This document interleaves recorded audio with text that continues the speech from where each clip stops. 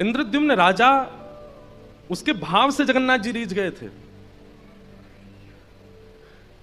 ऐसा एकमात्र पहला राजा हुआ भूमंडल पर जिसने अपने राज्य के परकोटे में अपनी सेना बैठा रखी थी, सुरक्षा के लिए नहीं, केवल यह देखने के लिए कि कोई भी तीर्थयात्री, कोई भी संत, कोई भी महंत, कोई भी महापुरुष, कोई भी वैष्णव यदि मेरे राज्य के परकोटे से जा रहा हो तो उसको लेकर के मेरे पास आना, मैं उनको वंदन करूंगा, अभिषेक करूंगा, चरण वंदन। इतनी वैष्णव भक्ति उनके चित्त में। क्षमा कीजिएगा मेरी बात अगर अटपटी लगे तो। आप वैदिक नियमों में बहुत प्रवृत्त हैं, आप अनुष्ठानिक नियमों में बहुत प्रवृत्त हैं, आप शुद्ध आचरण आदि इन सब में होना ही चाहिए। वैदिक पद्धति, सनातन पद्धति, सबका पालन होना चाहिए। पर भगवत प्रसन्नता के लिए इन सबसे पुण्य तो प्राप्त कर लेंगे, इन सबसे वैकुंठ प्राप्ति का साधन, स्वर्ग प्राप्ति का साधन तो हो जाएगा, लेकिन महाप्रभु जी को प्राप्त करना है, ठाकुर जी को प्राप्त करना है, उसके लिए केवल एक साधन है, वैष्णव सेवा। जितने भक्तन की सेवा, जितने वैष्णवों की सेवा आपसे बनेगी, उतनी जल्दी ठाकुर जी प्रसन्न होते हैं। इंद्रद्युम्न राजा को जगन्नाथ महाप्रभु ने उस दिन स्वीकार किया जिस दिन उसने ये नियम अपने राज्य में लगा दिया कि मेरे राज्य के परकोटे पर भी, सीमा पर भी यदि कोई वैष्णव आएगा तो ससम्मान ढोल नगाड़े साथ मेरे राज्य में लेकर के आओ। और महाराज जी वो स्वयं तो कहीं तीर्थ में जाते नहीं थे। इंद्रद्युम्न राजा कैसे जाते थे पता है? सामने से कोई वैष्णव उसको सेना लेकर के आई तो उससे पूछते, भैया तुम कहां से आए हो? तो वो कहता मैं हरिद्वार से आया हूं। अच्छा हरिद्वार से आए, वहां तो गंगा जी बहती हैं? बोले हाँ। वहां तो हर की पेड़ी है? बोले हाँ जी। वहां तो पास में सुंदर पर्वत श्रृंखला दिखती है, वहां तो ऋषिकेश है, वहीं से बद्रीनाथ केदारनाथ के मार्ग जाते हैं? बोले हाँ जी। आप मेरे सामने बैठ जाइए ना। हरिद्वार से आए व्यक्ति को सामने बैठाते और इंद्रद्युम्न राजा नेत्र बंद करके कहते, अब मुझे बताइए वहां हवा कैसी चलती है, वहां के लोग कैसी बोली बोलते हैं, श्री गंगा जी का जल कितना शीतल है, वहां के पहाड़ कैसे दिखते हैं। और वो सामने वाला व्यक्ति प्रवचन में हरिद्वार की महिमा बताता और इंद्रद्युम्न नेत्र बंद करके मानसी तीर्थ यात्रा करके आते, और तीर्थ यात्रा करके आके और फिर भंडारा करते। पूछते काय बात का भंडारा? बोले आज हम हरिद्वार होके आए हैं, गंगा स्नान करके आए हैं। ऐसे थे इंद्रद्युम्न राजा। कोई बद्रीनाथ से आ जाता तो उसके भाव से बद्रीनाथ घूमाते, वृंदावन घूमाते। और इतने परिपक्व हो गए थे इंद्रद्युम्न कि अब अगर कोई दोबारा हरिद्वार का व्यक्ति मिलता ना तो इंद्रद्युम्न उससे ज्यादा जानकारी दे देते हरिद्वार के बारे में। ऐसी उनकी भक्ति। बस मन में एक कामना थी कि महाप्रभु जी मेरे पास आ जाएं। पहले नील माधव भगवान विराजमान थे नीलाचल पर्वत पर, जिनकी सेवा का अधिकार आदिवासियों को ठाकुर जी ने दे रखा था। इंद्रद्युम्न, अब कथा तो बहुत बड़ी है, हमको भागवत जी में प्रवेश भी करना है, उतना तो विस्तार नहीं करेंगे। इंद्रद्युम्न राजा ने अपने भाई को भेजा कि मुझे स्वप्न में नील माधव भगवान ने आज्ञा की है कि मेरी सेवा प्रारंभ करो। बहुत ध्यान से सुनिएगा। नील माधव भगवान सीमित आदिवासियों से अपनी सेवा करा रहे थे, जिसका मार्ग आदिवासी अपने घर वालों को भी नहीं बताते थे। पर्वत पे एक गुफा में नील माधव भगवान बैठे हैं।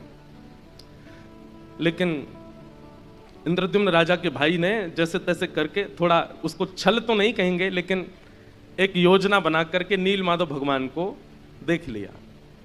लेकिन किसी कारणवश नील माधव भगवान अंतर ध्यान हो गए और सेवा इंद्रद्युम्न को प्राप्त नहीं हुई। तब इंद्रद्युम्न राजा ने इतनी विरह वेदना से महाप्रभु जी को पुकारा कि नाथ आप मेरे पास नहीं आए। तो भगवान ने आज्ञा की, बोले तुम चिंता नहीं करो, अब एक योजना से हम तुम्हारे पास आएंगे। भगवान ने आज्ञा करके कहा कि समुद्र में 3 दारू यानी कि लकड़ियां बहती हुई आएंगी, उनसे हमारा एक स्वरूप निर्माण कराओ। कैसा स्वरूप निर्माण? बोले कि वो उन दारू ब्रह्म को, उन लकड़ियों को कोई और आकृति दे ही नहीं पाएगा, जिसको मैंने चुना हुआ है वही आकृति देगा और वो अपने आप तुम्हारे पास आ जाएगा। सावधानी से सुनिएगा, कौन है महाप्रभु जगन्नाथ।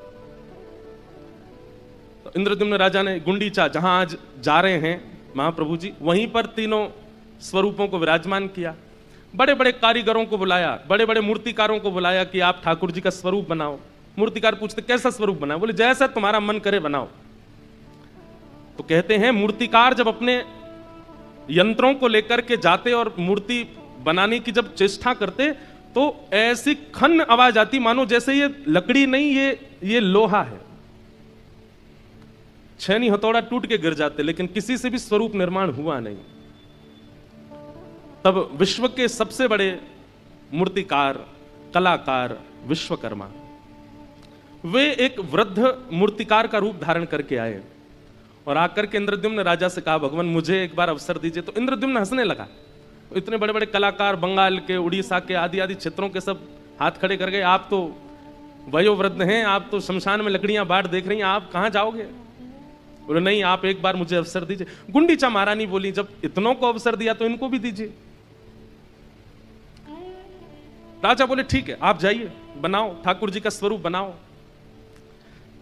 जैसे ही आज्ञा प्रदान की तो विश्वकर्मा ही थे, उन्होंने कहा फिर मेरी बात माननी पड़ेगी। बोले क्या? बोले आप मूर्तिकार के सिर पर खड़े होकर बैठते हो, देखते रहते हो कैसा बनाओगे, क्या करोगे, ये सब नहीं, मुझे एकांत दीजिए और 21 दिनों तक आप भीतर नहीं आएंगे, मैं अकेले बैठ करके ठाकुर जी का स्वरूप बनाऊंगा। इतना उत्सुक है इंद्रद्युम्न राजा, वो कैसे छोड़ दे ठाकुर जी को अकेला? उसने कहा कि ये तो नहीं होगा, मुझे कैसे पता चले क्या चल रहा है क्या नहीं? बोले तुमको पता भी नहीं करना है भाई, मातृ गर्भ में बालक 9 महीना रहता है। अब पिता की पहले दिन ही इच्छा हो जाए मुझे तो देखना है, कैसे दिख जाएगा भाई? वो तो 9 महीना में निर्माण होगा, तभी तो उसका दर्शन होगा, वो बालक है कैसा? प्रतीक्षा तो करनी पड़ेगी। और बाकी भीतर से कुछ ना कुछ आवाज तुमको आती रहेगी छेनी हथौड़ा की, उससे समझ जाना ठाकुर जी निर्माण हो रहा है। इंद्रद्युम्न राजा रोज सुबह उठ जाता और बाहर कान लगा करके बैठा रहता, और जैसे जैसे अंदर से आवाज आती खुश होता, मेरे ठाकुर जी का निर्माण हो रहा। पहले ही व्यवस्था कर दी, बाहर सजाने लग रहा नगरियों को, बड़े बड़े ब्राह्मण बुलाए, बड़े बड़े संत बुला लिए। बोले क्या बात है? बोले उत्सव होगा ठाकुर जी। कब होगा? बोले बस जैसे ही बन जाएंगे ठाकुर जी फिर उत्सव होगा। और एक दिन हुआ, अंदर से कोई आवाज नहीं आई, घबरा गया इंद्रद्युम्न, दौड़ करके खोल दिया द्वार को। तभी देखता है कि सारे जो यंत्र थे बनाने की मूर्ति वो सब नीचे पड़े हैं, और वो वृद्ध वहां है ही नहीं, दिख ही नहीं रहा है, दूर सब जगह देख लिया। और तभी सामने नजर उठा करके देखा तो जन्म वेदी, गुंडीचा में जन्म वेदी, मतलब जहां ठाकुर जी जगन्नाथ जी पहली बार प्रकट हुए, जहां आज जा रहे हैं ठाकुर जी, उसके ऊपर जैसे ही देखा तो महाप्रभु जगन्नाथ, बीच में सुभद्रा जी और इधर श्री बलराम जी महाराज। आपने तो ताली बजाई पर इंद्रद्युम्न तो रोने लगा, ये कैसे परमात्मा, इनके तो हाथ ही नहीं बनाए, इनका मुख ही नहीं बनाया, मैंने कैसे त्रिभंगी ठाकुर जी देखे हैं, मैंने कैसे पौढ़ानाथ देखे हैं, मैंने कैसे खीरचोरा गोपीनाथ देखे हैं, ये कैसे ठाकुर जी का निर्माण? ठाकुर जी का स्वरूप देख करके सह नहीं पाया इंद्रद्युम्न और विरह वेदना में मूर्छित हो गया। और उसी मूर्छा में महाप्रभु जगन्नाथ जी प्रकट होकर के बोले, इंद्रद्युम्न व्याकुल मत हो, यह भी मेरा एक स्वरूप है। जब द्वारिका में रोहिणी मैया मेरी समस्त पटरानियों को कृष्ण लीला सुना रही थी, उस दिन ब्रज की याद करते करते प्रेम की 10वीं अवस्था में पार कर गया, और मेरा वही द्वारिकाधीश स्वरूप, जैसे हम लोग अत्यंत प्रेम में आते हैं तो नेत्रों से नीर गिरता है, लेकिन प्रेम की जब 10 अवस्थाएं पार हो जाती हैं तो प्रत्येक रोम पिघलने लगता है।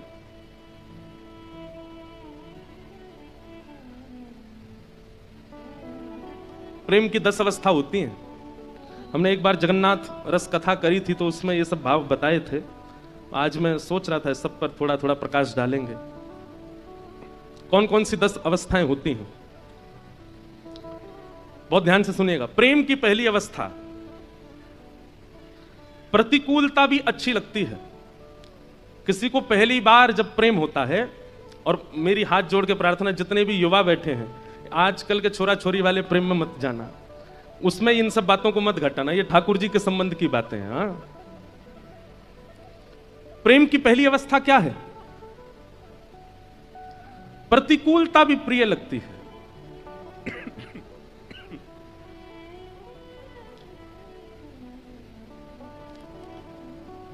रात में एसी बंद हो गया तो भी सो रहे हैं, क्यों? प्रतिकूलता अच्छी लग रही है।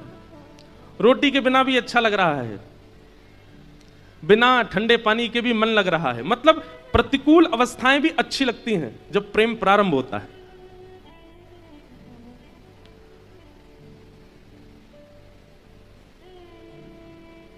किसी का नया नया ब्याह होता है, उसको सब अच्छा ही अच्छा लगता है। फिर क्यों?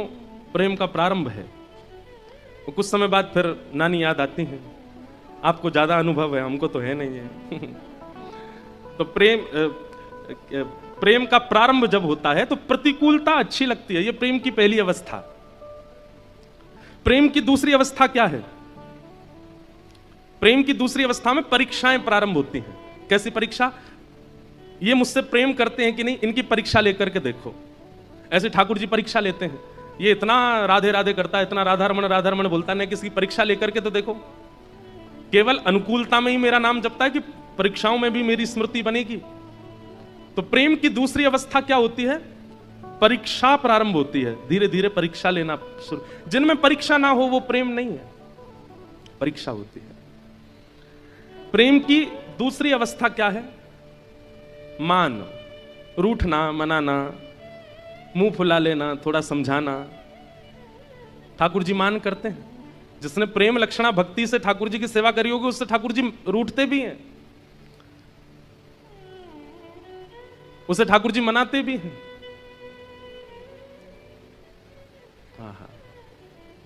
तो प्रेम की तीसरी अवस्था क्या है? रूठना और मनाना।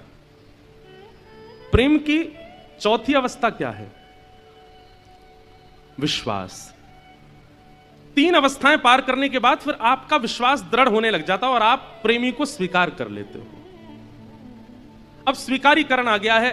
अब ना संदेह है, ना संशय है, ना कुछ और भाव है, स्वीकारीकरण।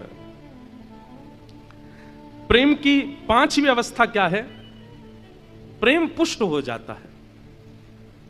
संयोग वियोग ये दो स्थितियां प्रकट हो जाती हैं फिर पांचवी अवस्था में।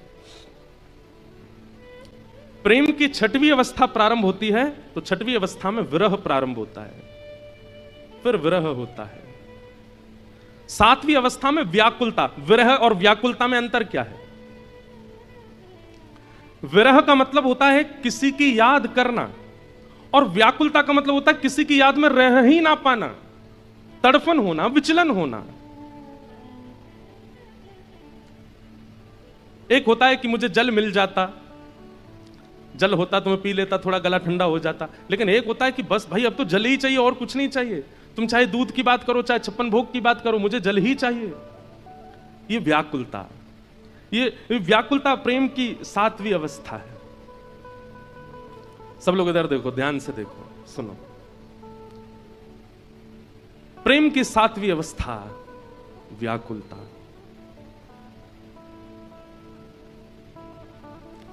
प्रेम की आठवीं अवस्था क्या है? सब में प्रेमी का दर्शन होना। किसी ना किसी भाव में अपने प्रेमी को ही देखना। जित देखूं उदित श्याममयी है। अरे जैसे मीराबाई किसी श्याम वर्ण को देखती थी तो उसके पास चली जाती और देखती रहती। और श्याम वर्ण का व्यक्ति कहता, बोले भाई हमको तो दुनिया नहीं देखती, तुम हमको क्यों देख रहे हो? बोले हम तुमको नहीं देख रहे हैं, हम ये देख रहे हैं कि ठाकुर जी तुम्हारे जैसे सांवरे होंगे। किसी बालक की नटखट अवस्था को देखती मीराबाई तो उसको देख के रोने लग जाती। क्यों? बोले कन्हैया ऐसे ही नाटक करते होंगे, ऐसे ही यशोदा मैया को परेशान करते होंगे। मतलब व्यक्ति विशेष ना दिखना, व्यक्ति की सुंदरता ना दिखना, व्यक्ति के गुण अवगुण ना दिखना, व्यक्ति में दिखने वाली हर स्थिति को अपने प्रेमी से जोड़ के देखना। ये ऐसे हंसता है, ऐसे ही तो वो भी हंसते हैं। ये जैसे चलता है ऐसे वो भी तो चलते हैं। ये जैसे बोलता है ऐसे वो भी तो बोलते हैं। ये प्रेम की आठवीं अवस्था। और प्रेम की नौवीं अवस्था क्या है? जड़ में भी चैतन्य की भ्रांति होना। पेड़ अभी हमें जड़ लगता है कि भाई इसमें प्राण नहीं है, ये बोलेगा नहीं, लेकिन प्रेमी व्यक्ति जब नौवीं अवस्था पार करता है तो वो पेड़ से भी वार्ता करेगा, वो पक्षियों से भी बात करेगा, वो जीव जंतु पशु पक्षियों को भी अपने जैसे बोलने वाला चैतन्य समझ के चर्चा करेगा। प्रेम की 10वीं अवस्था क्या है? महाभाव श्री जगन्नाथ। एक एक अंग प्रेम विगलित हो जाना, पिघलने लग जाना, जैसे एक मोमबत्ती पिघल जाती है। ये प्रेम की 10 अवस्था है। हम आप सब लोग प्रेम की दूसरी तीसरी अवस्था से ऊपर नहीं जा सकते, लेकिन द्वारिकाधीश 10वीं अवस्था पार कर गए थे द्वारिका में, तब जगन्नाथ रूप प्रकट हुआ। और ये सारी बातें मैं आपको बता रहा हूं, लेकिन इंद्रद्युम्न के स्वप्न में स्वयं जगन्नाथ जी बता रहे हैं, अरे इंद्रद्युम्न, ये स्वरूप को देख करके तुम व्याकुल मत हो, ये मेरा प्रेम विगलित स्वरूप है। ब्रजवासियों की याद में, श्री किशोरी जी की याद में, ब्रज की याद में जो मेरा स्वरूप प्रेम विगलित हुआ, वही जगन्नाथ बन के तुम्हारे पास आया है। अरे तुम सबसे बड़े भाग्यशाली हो। बहुत ध्यान से सुनिएगा हमारी बात। त्रिभंग लली राधा रमण वृंदावन में है, पर त्रिभंग लली स्वरूप ठाकुर जी का गोलोक धाम में भी है। धनुषधारी ठाकुर जी अयोध्या में है, पर धनुषधारी ठाकुर जी साकेत में भी हैं। शंख चक्र गदा पद्मधारी ठाकुर जी दक्षिण में हैं, बद्रीनाथ में हैं, परंतु ये वैकुंठ में भी हैं। लेकिन महाप्रभु जगन्नाथ तो केवल और केवल और केवल इस धरा धरती पर है और कहीं नहीं है। ये जगन्नाथ जी का स्वरूप वैकुंठ में नहीं है, ये जगन्नाथ जी का स्वरूप गोलोक में नहीं है, ये जगन्नाथ जी का स्वरूप साकेत में नहीं है, ये केवल लीलाचल धाम में है और कहीं नहीं है। इसलिए लीलाचल धाम की इतनी महिमा है, क्योंकि देवताओं के पास भी त्रिभंग लली स्वरूप तो है, धनुषधारी स्वरूप तो है, शेषशाही स्वरूप तो है, चतुर्भुज स्वरूप तो है, पर जगन्नाथ ये तो केवल हमारे भारत में, ये वैकुंठ में भी नहीं है। और वो स्वरूप रथ यात्रा करते हैं, रथ पर आकर के निकलते हैं सभा के बीच से। और ऐसे महाराज, जैसे आज सुबह मैं देख रहा था जब महाप्रभु जी उतर के आ रहे थे अपने श्री मंदिर से, तो मेरे मन में एक भावना आई, गलती हो जाए तो क्षमा। ऐसा लग रहा था महाप्रभु जी को देख के जैसे कोई हाथी मतवाला हो गया हो और हजारों महावत उसको संभाल रहे हो, फिर भी उनके चंगुल से निकल करके अपने भक्तों के पास जाने को आतुर हो रहे हो। ऐसे महाप्रभु जी लग रहे थे, जैसे कोई हाथी मतवाला हो गया हो, अब अनकंट्रोल्ड हो गए हैं। जब वो सिंह द्वार पर कैमरा वाले जो लगाए हुए थे, तो महाप्रभु जी जब सिडनी, अब जो लोग जगन्नाथपुरी नहीं गए उनको तो यहीं से प्रणाम है। जगन्नाथपुरी गए कितने लोग हैं? हाथ ऊपर करो। हे भगवान, 100% में से 25-30% लोग गए बस। बाकी के जितने यहां हाथ नीचे करके बैठे हैं, ये कथा पूरी करके बस योजना बनाओ कैसे भी जगन्नाथपुरी जाओ। भैया अंतिम श्वास कब आ जाए कोई पता नहीं है, उससे पहले अब सुनो, यहां से पधार करके अगर वैकुंठ चले भी गए तो जगन्नाथ जी तो वहां मिलेंगे नहीं। यहां से पधार के स्वर्ग भी चले गए तो वहां जगन्नाथ जी है ही नहीं, वो तो यहीं है। इसलिए देरी नहीं करो। इसके लिए तो हम आपसे निवेदन कर रहे हैं व्यासपीठ से कि महाप्रभु जी को देखा, एक बार उनका दर्शन कराओ, नेत्रों में बसाओ। और व्यवस्थाओं की चिंता करके मत जाना, बिल्कुल अव्यवस्था में जाओ। महाप्रभु जी व्यवस्था करते हैं सबकी, जो व्यवस्था करके जाते हैं ना, उनकी व्यवस्था उनके हाथ में होती है। और जो बिना व्यवस्था के जाते हैं, हम आपको सच बता रहे हैं, महाप्रभु जी व्यवस्था करते हैं उनकी। जाइए एक बार मिल के आ जाओ। साक्षात श्री कृष्ण यदि धराधाम पर कहीं हैं तो वो लीलाचल धाम में है, वो जगन्नाथ महाप्रभु। उनको आप कहेंगे तो क्या राधारमण जी नहीं है, तो बिहारी जी नहीं है, बद्रीनाथ भगवान नहीं है? ये भी हैं, पर इनमें श्री कृष्ण का अनुभव करने के लिए आपको बहुत पवित्र होना पड़ेगा, साधन से, नाम से, गुरु कृपा से, स्वाध्याय से, जप से, तप से। तब जाकर के इन क्षेत्रों में आप कृष्ण को अनुभव कर पाओगे। लेकिन आप जैसे हो वैसे चले जाओ, लीलाचल में जो जगन्नाथ है वो आपको कृष्ण ही दिखेंगे, वो वैसे ही। उनके लिए कोई साधन करने, वो कलिकाल के ठाकुर हैं। कलयुग में जो सबसे ज्यादा सारे उसने दुर्गुण अपना रखे हो, वो भी आ जाओ, महाप्रभु जी उसको भी गले लगाते हैं। आप जैसे समय मिले, जितने लोगों ने हाथ नहीं खड़े किए सब जाना। हम तो यहां से कथा पूरी करते ही जा रहे हैं जगन्नाथपुरी। 2-3 दिन मिल रहे हैं हमको, बीच में सीधे जाएंगे ठाकुर जी की पहुंडी यात्रा और गुंडीचा मंदिर में ठाकुर जी का दर्शन करके फिर आएंगे वृंदावन, गुरु पूर्णिमा उत्सव। तो भगवान ने इंद्रद्युम्न को आज्ञा की, बोले अरे पगले, तू पागल, तू क्या मूर्छित होकर गिर गया? ये स्वरूप केवल तेरे पास है, ये वैकुंठ में भी नहीं है। तब इंद्रद्युम्न को होश आया और महाप्रभु जी के रूप को जब उसने देखा। बंधु एक बात बोलूं, आज रथ यात्रा है, लिख लीजिएगा। रथ यात्रा का एक नाम और है, इतना प्यारा नाम है, नहीं सुना होगा किसी ने। क्या नाम है पता है? नयन उत्सव। क्या नाम है? नयन उत्सव। आपको पूरी रथ यात्रा में केवल 2 नयन ही दिखेंगे और कुछ नहीं दिखेगा। इसलिए इस उत्सव का नाम ही है नयन उत्सव। महाप्रभु जी के आपको किलोमीटरों दूर से भी रथ को देखेंगे, और रथ के भीतर जब झांक के देखेंगे तो पंडा पुजारियों के मुंड दिख रहे होंगे, किसी के शरीर दिख रहे होंगे, पर आपको महाप्रभु जी दिखे चाहे नहीं दे, नैन जरूर दिख जाएंगे। इसलिए इस उत्सव का नाम है नैन उत्सव। आपके और उनके नैन ही मिलेंगे, इसलिए इसका नाम ये नैन उत्सव है। स्नान पूर्णिमा का दिन था जिस दिन महाप्रभु जी का रूप प्रकट हुआ। कलशों से स्नान कराया गया। ठाकुर जी बीमार पड़ गए, स्नान करते ही ठाकुर जी बीमार हो गए। फिर उसके बाद कुछ दिन तक ठाकुर जी चिकित्सा लेते हैं, और फिर आज द्वितीया के दिन महाप्रभु जी रथ में विराजमान होके गुंडीचा जाते हैं। अब इसके पीछे लीला क्या है? इंद्रद्युम्न राजा ने महाप्रभु जी को श्री मंदिर में विराजमान कर दिया। 1.25 लाख शालिग्राम हैं। जिस जगह महाप्रभु जगन्नाथ जी बैठते हैं उसको रत्नवेदी कहते हैं। क्या बोलते हैं? रत्नवेदी। जहां ठाकुर जी आज जाके बैठेंगे उसको कहते हैं जन्मवेदी, और जहां महाप्रभु जी बैठते हैं उसको कहते हैं रत्नवेदी। पूरे विश्व में ऐसे रत्न खोजने से नहीं मिलेंगे जो रत्न उस रत्नवेदी के भीतर हैं, जहां महाप्रभु जी बैठते हैं। और 1.25 लाख शालिग्राम विराजमान है। साक्षात वैकुंठ ही है वो। वहां ठाकुर जी विराजमान हो गए। इंद्रद्युम्न राजा खूब सेवा करता था। एक दिन महाप्रभु जी बोले, हम तुम्हारी सेवा से बड़े प्रसन्न हैं, कुछ मांगो। तो इंद्रद्युम्न राजा ने एक वरदान मांगा कि हे नाथ, मेरा वंश आगे ना बढ़े। एक और बात, इंद्रद्युम्न राजा ने राज पदवी को त्याग पत्र दे दिया, अपनी राज पदवी भी छोड़ दी, महाप्रभु की सेवा में लग गए।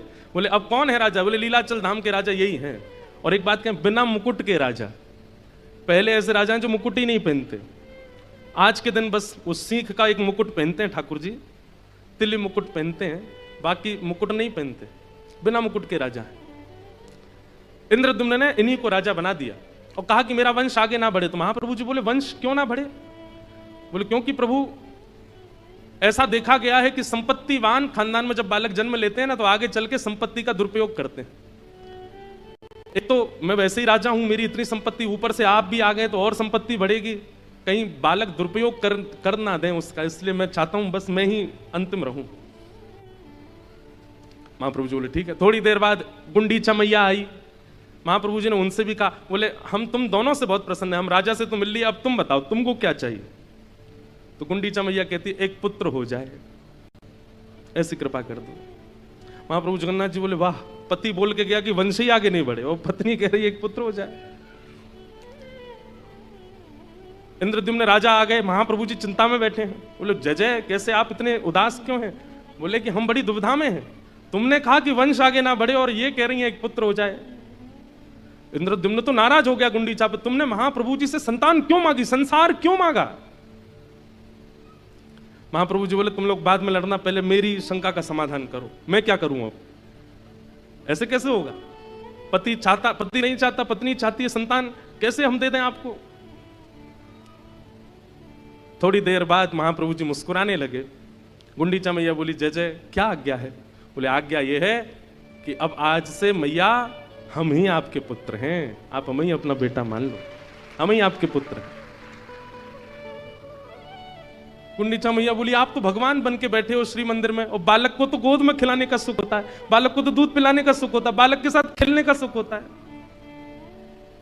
महाप्रभु जी बोले मैया तो मैं बालक बन जाऊंगा, मैं साल भर यहीं बैठ करके पर ब्रह्म बन के सबको दर्शन दूंगा, और ये आषाढ़ की द्वितीया जैसे ही प्रारंभ होगी मैं छोटा बालक बन जाऊंगा। देखना कैसे लुढ़कते हुए आऊंगा नीचे, ऐसे मटकते हुए आऊंगा, रथ पर बैठूंगा और आकर के धम्म से तुम्हारी गोद में बैठूंगा, खूब दूध पिलाना, खूब आनंद कराना, खूब खिचड़ी पवाना, और 9 दिन मैया तुम्हारी गोद में ही रहूंगा मैं। इसलिए आज ठाकुर जी बालक बन गए हैं, इसलिए बालकों की तरह झूम रहे हैं, बालकों की तरह आनंद कर रहे हैं। बंधुओं, 3.5 करोड़ तीर्थों के दर्शन करने की सामर्थ्य इस समय पृथ्वी में किसी में नहीं है। सारे तीर्थ जितने हैं पृथ्वी पर, उनके दर्शन करने की सामर्थ्य किसी मानव में नहीं है। लेकिन स्कंद पुराण में श्री वेदव्यास जी महाराज कहते हैं गुंडीचा यात्रा के बाद जब महाप्रभु जी जन्मवेदी पर अभी जहां विराजेंगे, इन 9 दिनों के अंदर महाप्रभु जी का दर्शन यदि एक झलक भी कोई व्यक्ति पालेगा तो उसको 3.5 करोड़ तीर्थों के दर्शन का पुण्य प्राप्त हो जाएगा। ऐसे महाप्रभु। तो गुंडीचा मैया के लिए महाप्रभु जी गए हैं। और देखो, अधिकतर विवाह होने के बाद पतिदेव पत्नी के साथ ही घूमते हैं, बच्चों के साथ ही घूमते हैं, ये ऐसे पहले गृहस्थी हैं जो बहन भैया के संग घूमने जाते हैं, पत्नी को छोड़ जाते हैं घर पे।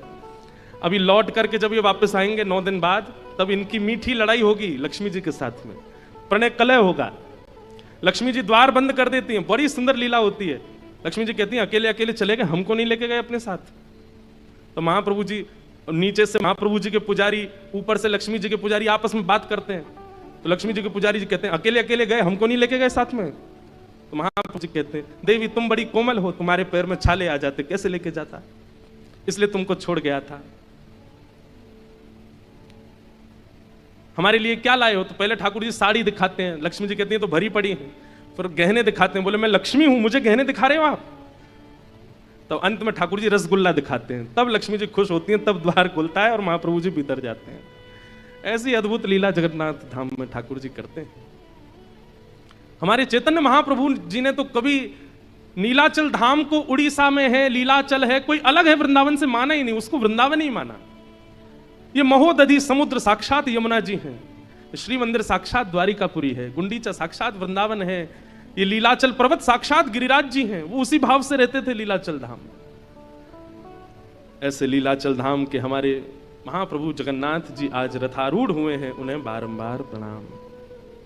बोलो जगन्नाथ महाप्रभु की जय। अब ऐसे हैं, हम पे तो चर्चाएं अनेक हैं महाप्रभु जी की, लेकिन ये सूक्ष्म चर्चा आज गिरधर लाल जी का भी रथ तैयार है और बीच में भी रथ की सुंदर व्यवस्था हुई है रथ यात्रा की। कथा के विश्राम में आज रथ यात्रा उत्सव होगा, आप सब लोग अपने स्थान से दर्शन कर लेना प्यारे गिरधर लाल जी का। आइए अब कथा में प्रवेश करते हैं। बोलो वृंदावन बिहारी लाल की जय, श्री जगन्नाथ महाप्रभु की जय, जय जय श्री राम। बड़े महापुरुष सब यहाँ पधारे हैं। आज एक युवा बाल व्यास हमारे हरिद्वार के एकलव्य जी हरितोष जी आए हैं, इनको भी बहुत बहुत प्रणाम। बड़े अच्छे विद्वान हैं, वो बड़ी युवा अवस्था में, छोटी अल्प अवस्था में खूब अच्छी भागवत की चर्चा करते हैं। सब आगंतुकों को बारंबार प्रणाम। कल हम लोग भागवत जी के प्रथम स्कंद के मंगलाचरण श्रवण कर रहे थे और मंगलाचरण श्रवण में ही कल पूरा समय निकला। आज जहां तक चर्चा हो पाएगी वहां तक करेंगे, और ऐसा तो होगा नहीं कि बीच बीच में महाप्रभु जी नहीं आएंगे, वो तो आते रहेंगे। आज तो उनका दिन है, वो तो आते ही रहेंगे, और अब तो कथा के विश्राम तक महाप्रभु जी आते ही रहेंगे। कोई ना कोई चर्चा श्री जगन्नाथ जी की चलती ही रहेगी।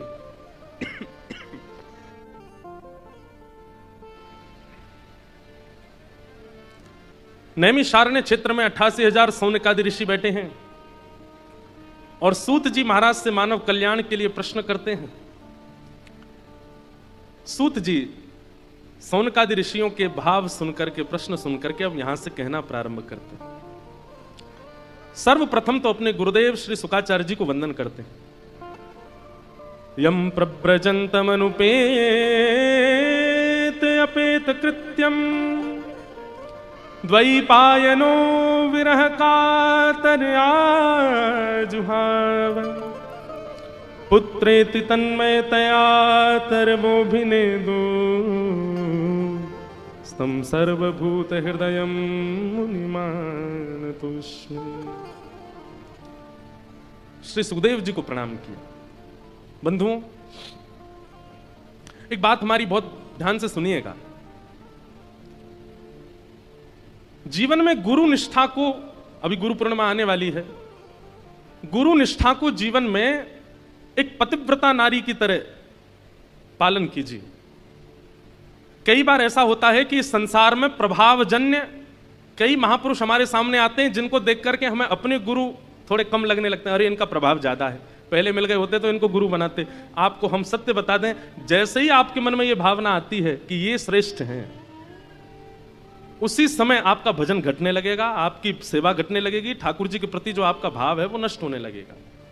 यदि आपके गुरुदेव चतु वैष्णव संप्रदाय से और मूल सिद्धांतों से थे, तो यदि गुरुदेव ऐसे ही बनाए थे, कोई परंपरा नहीं थी, बस प्रभाव में आकर के बना लिए, तो बात अलग है। लेकिन कहीं ना कहीं अगर चतु वैष्णव संप्रदाय में आपने कहीं दीक्षा ली है, परंपरागत आपकी गुरु प्रणाली चलती आई है और उसमें आपने दीक्षा ली है, तो जीवन में चाहे जैसी स्थिति आ जाए, अपने गुरु के प्रति कभी भी यह भावना मत रखना कि इनसे श्रेष्ठ ये है। जैसे भी हैं हमारे गुरु सर्वोपरि। इसका मतलब यह नहीं है कि आप किसी अन्य को मत सुनिए, सबकी सुनिए, सबको प्रणाम कीजिए, सबको वंदन कीजिए, दूसरों की कथाएं भी सुनो, दूसरों के भाव भी सुनो, पर चित्त में यदि सबसे पहले स्मरण किसी का आना चाहिए तो अपने गुरुदेव का। गुरु निष्ठा। अभी गिरिराज जी में कथा थी तो परम पूजनीय श्री गौरीलाल कुंज वाले महाराज जी का सानिध्य हुआ।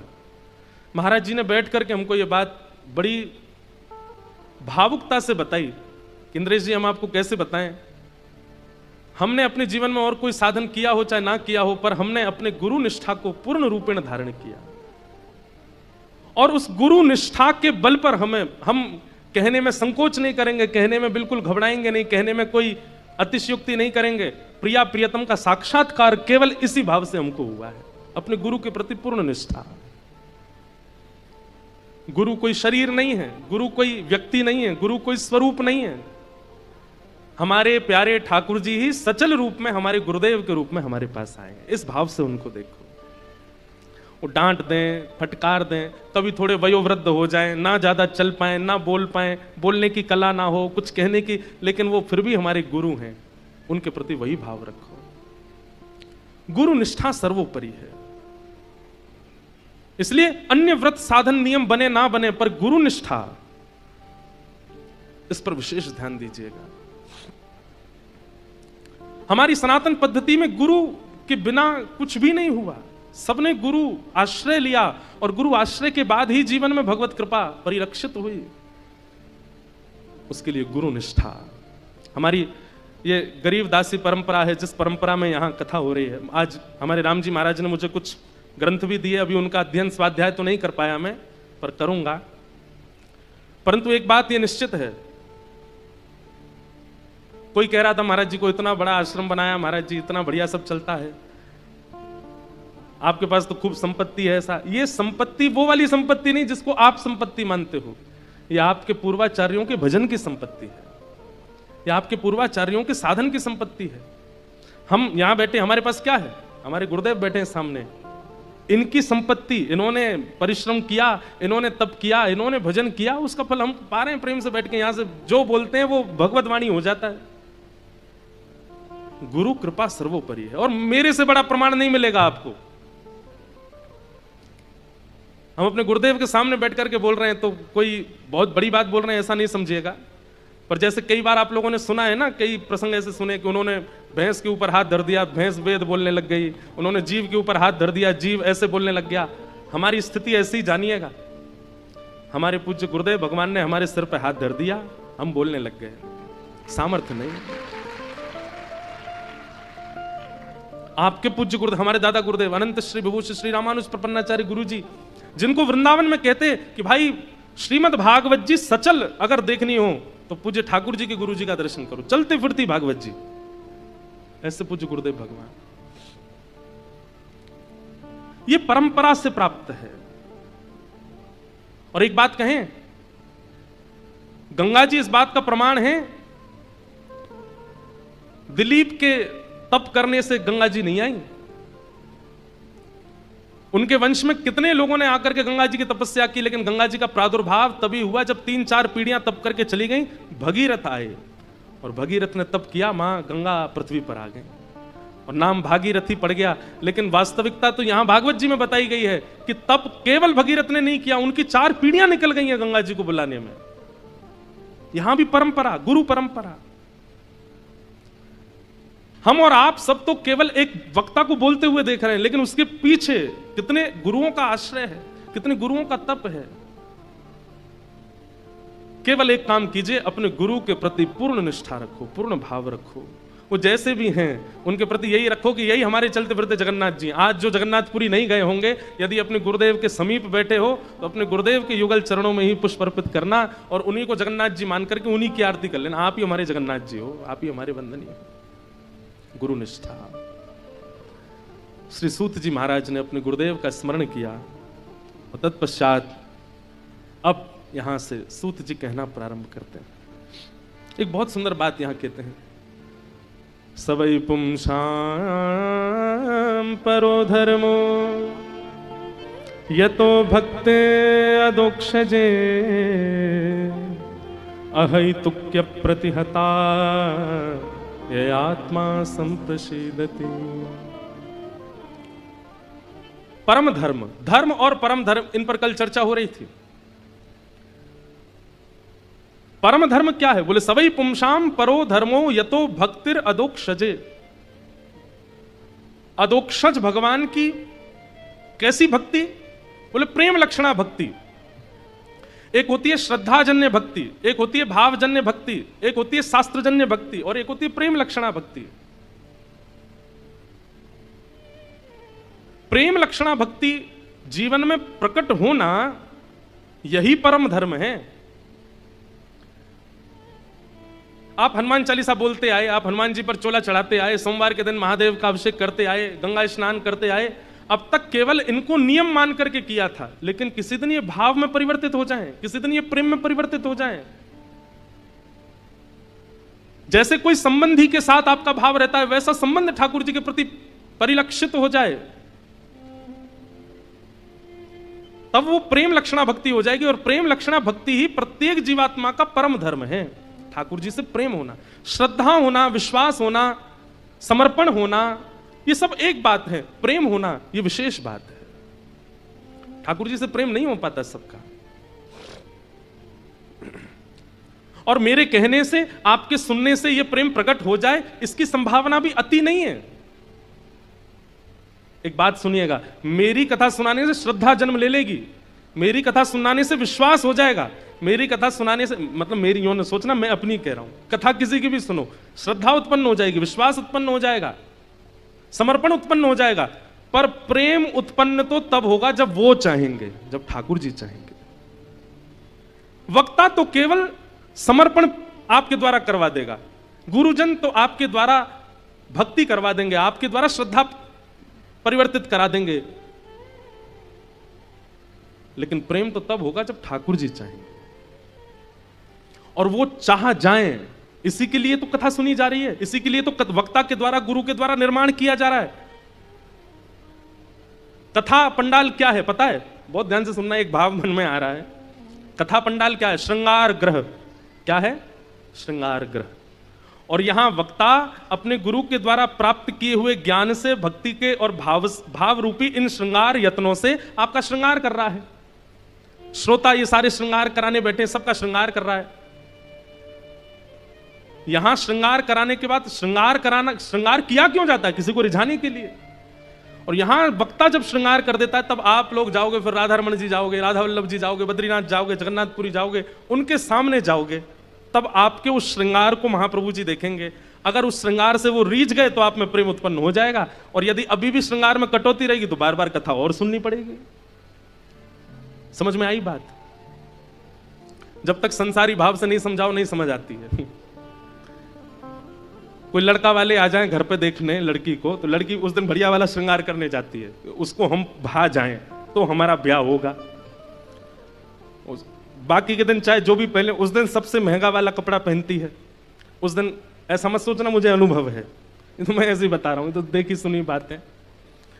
उस दिन सबसे बढ़िया वाला वस्त्र पहनेगी, श्रृंगार करेगी, और वो ऐसा अपने आप को निर्माण करती है कि जो मेरे होने वाले जो पति देव, उनको मैं भा जाऊं, हमारी सासू माँ ससुर जी को मैं भा जाऊं, तो मुझे वो स्वीकार करें।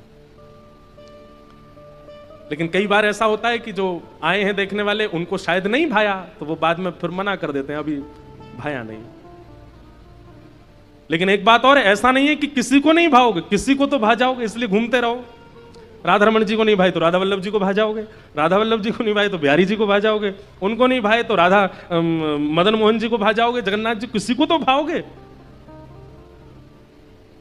लेकिन भाना ना भाना ये उन पर निर्भर करता है।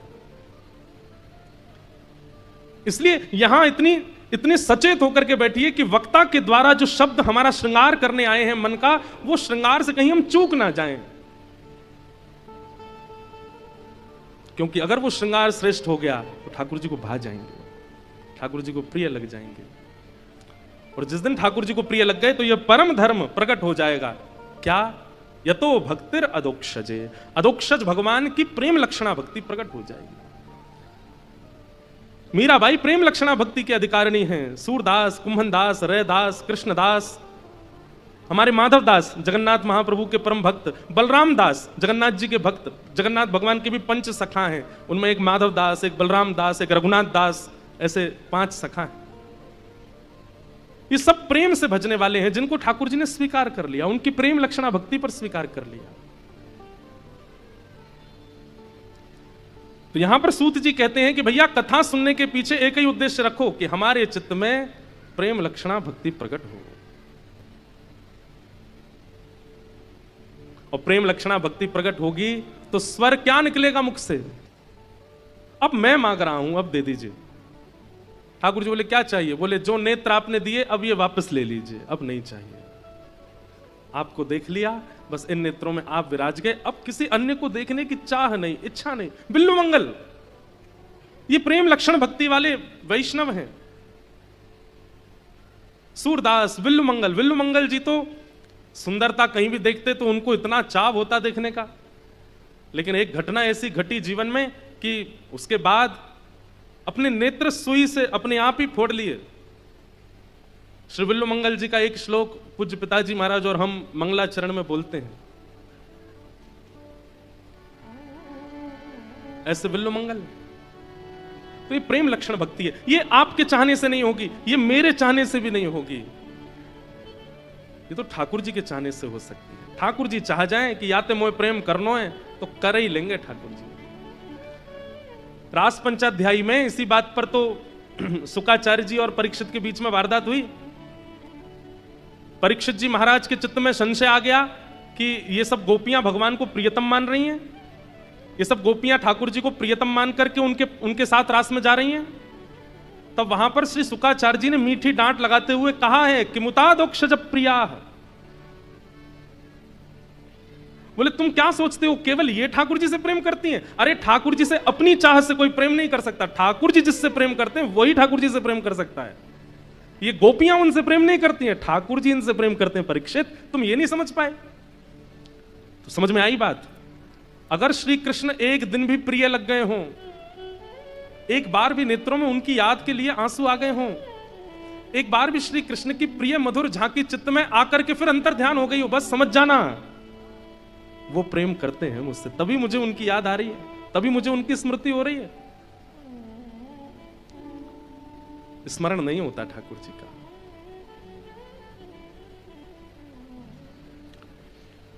सूत जी कहते हैं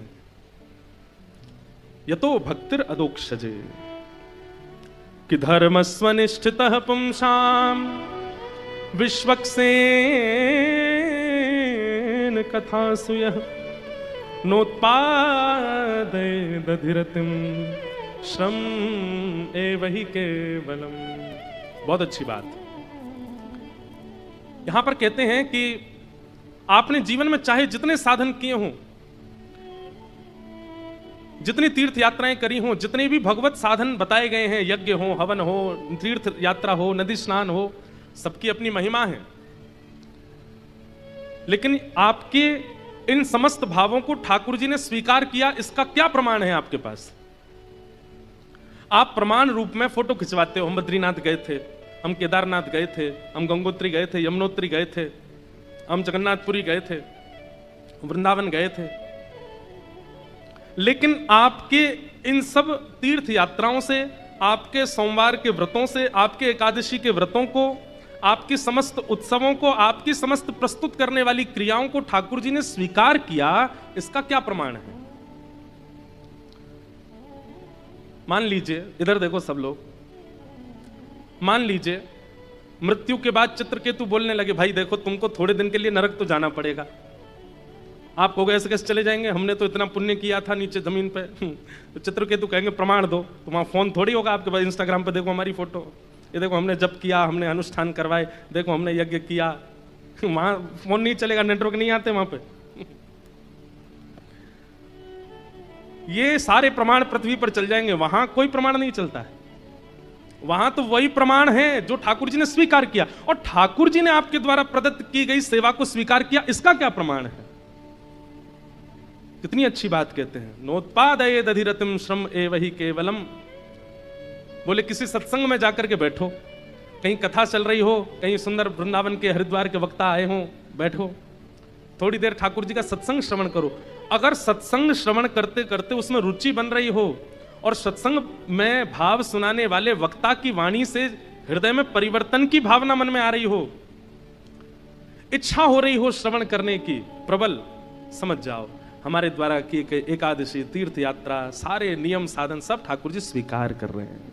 सत्संग में रुचि बनना, भगवत वाणियों में रुचि बनना, आचार्य चरणों की वाणी में रुचि बनना, ये इस बात का प्रमाण है कि ठाकुर जी आपके भाव स्वीकार करते हैं। और यदि वहां रुचि नहीं बनती है आपकी, कथा में बैठे बैठे जो देखेंगे कब बजेंगे 7, कब हो पूरी, मम्मी चलो ना बहुत देर हो गई यार, क्या अभी तो शुरू हुई है, चलने दे, ऐसी भावना मन में आती है। कहीं ना कहीं सत्संग जो है, परसों मैंने नामापराध बताए थे ना, उन नामापराधों में ऐसी भावना एक बताई गई है कि वक्ता के द्वारा कही गई वाणी ऐसी लगती हो, ऐसी बड़ा चढ़ा के बोलते हैं, इतना कुछ है नहीं है, ऐसी बात मन में आती हो तो ये समझ जाइए कि आपके द्वारा किए गए सब साधन ठाकुर जी देखते भी नहीं है उनकी ओर, इसीलिए रुचि नहीं बन रही है कथा में, सत्संग में। साधन सब श्रेष्ठ हैं पर सत्संग सर्वश्रेष्ठ है। उसके प्रति अगर आपकी रुचि नहीं बनती है तो बाकी के साधन आप करते रहिए, ठाकुर जी उससे प्रसन्न नहीं है।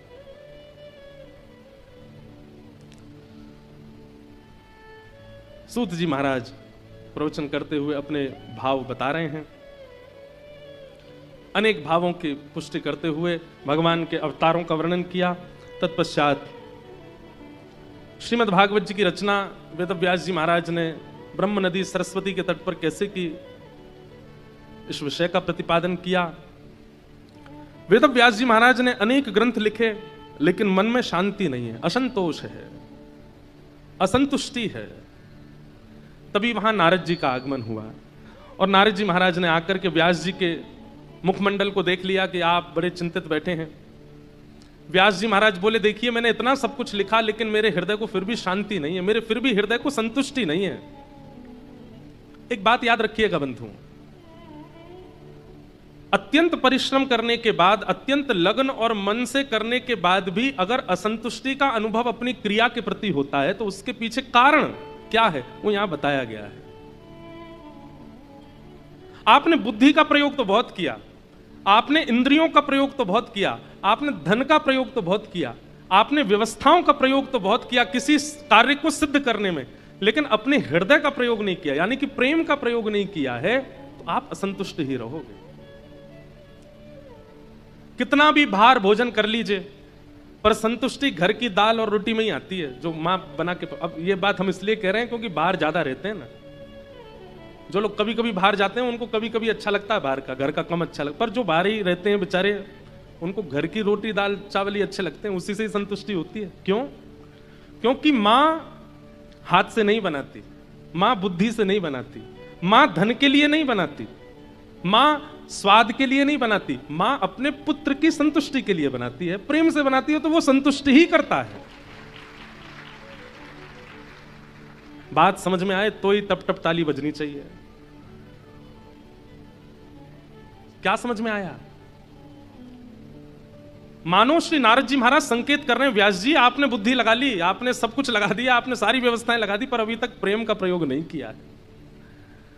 आपने जितने भी ग्रंथ लिखे हैं, भवतानुदित प्रायम यशो भगवतो मलम ये नैवासो न तुष्येत मन्ये तद्दर्शनम खिलम। नारद जी मानो कह रहे हैं कि हे नाथ, हे व्यास जी, सब लोग ध्यान से सुनो, आपने जितने भी ग्रंथ लिखे हैं उन सब में आपने 4 बातों को प्रधानता दी है, धर्म, अर्थ, काम और मोक्ष। इनको चतुर्विध पुरुषार्थ कहते हैं।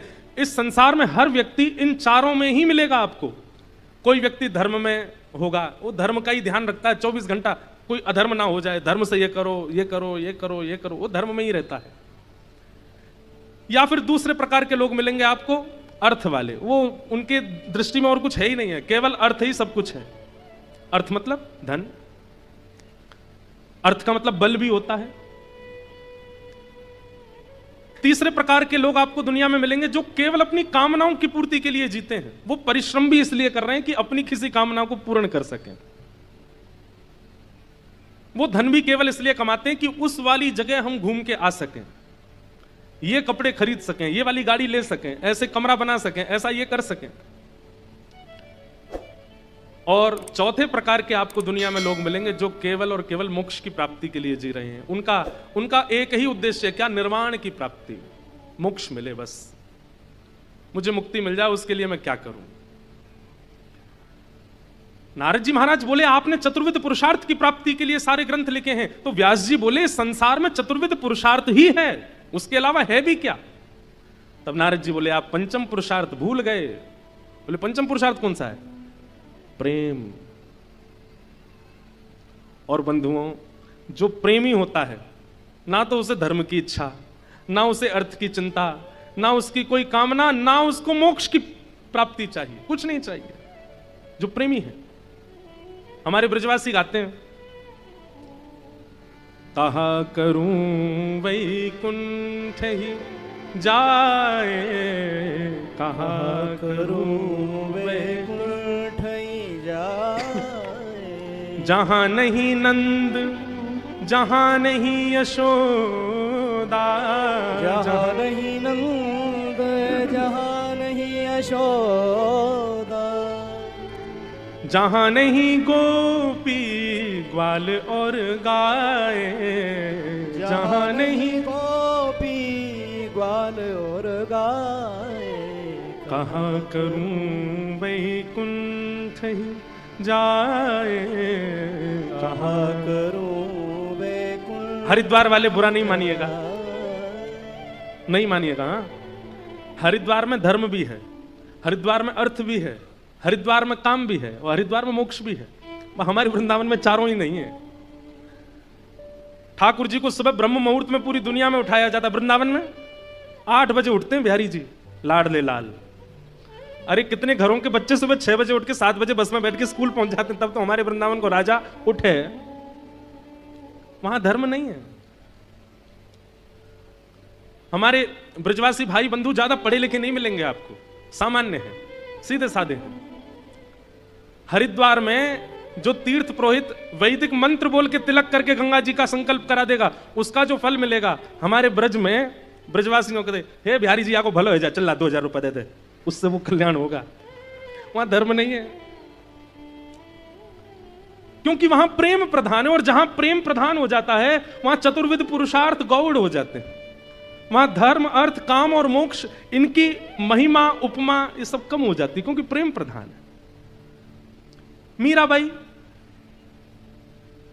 नाच रही है ठाकुर जी के आगे, सब लोग कह रहे हैं अरे नाचने वाली आ गई, और देखो गाने वाली आ गई, इसमें कोई और काम ही नहीं है, सब जगह जाती है, निर्लज्ज होके नाचने लग जाती है।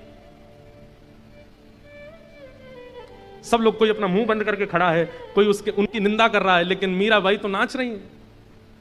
तभी मंदिर के अंदर श्रीनाथ जी की सेवा कर रहे गुसाई जी ने मीराबाई को देखा, और मीराबाई को देखने के बाद जैसे श्रीनाथ जी को देखा, हमारे पीछे देखो श्रीनाथ जी ऐसे रहते हैं नीचे नेत्र करके, लेकिन नृत्य करती हुई मीराबाई पर रीच करके आज गुसाई जी ने देखा कि श्रीनाथ जी ने अपने नेत्र ऊपर कर लिए हैं और मंद मंद मुस्कुरा रहे हैं, दतुइयां दिख रही हैं ठाकुर जी की।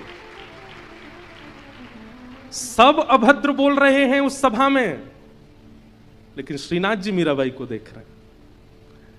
गुसाई जी ने तुरंत श्रीनाथ जी की अंग की माला और बीड़ा प्रसाद तुरंत लेकर के आए, और मीराबाई से कहा झोली आगे करो। मीराबाई ने झोली की दे दिया। ठाकुर जी की अंग की माला सबको नहीं देनी चाहिए, और यह दृश्य देखकर के वहां कई लोग नाराज हो गए।